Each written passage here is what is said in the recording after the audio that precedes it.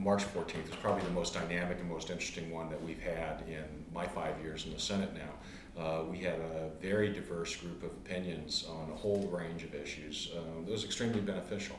I'd say the two issues that I think are most valuable and most necessary for our community to have a discussion about. One is that role between government services, the services we provide, and the taxes that revenues that we take in order to pay for those services. We heard from a lot of people who wanted protection of these services in difficult budget times, and we heard from a lot of people who don't want any increased taxes to fund those things. That's a huge dynamic and disagreement that needs to be worked out and understood within our community.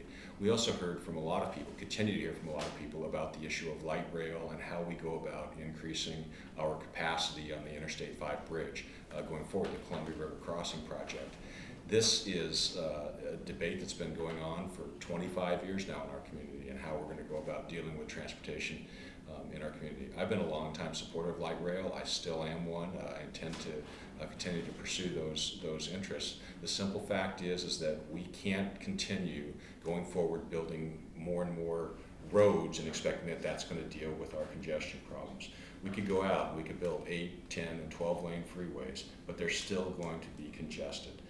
The big challenge for our community is going to be how do we ensure that people and goods are still able to move around the community. That's what we're working on as we got to go forward. And I hope we can go forward with that discussion in a respectful way.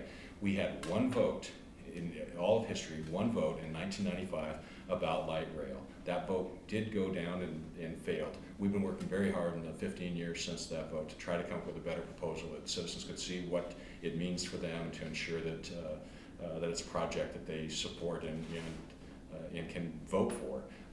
It will be something that's going to eventually be voted on by the people. Any taxes raised locally to pay for this are going to have to be voted on by the people. I think that's the way it should be, and that debate and discussion is going to continue.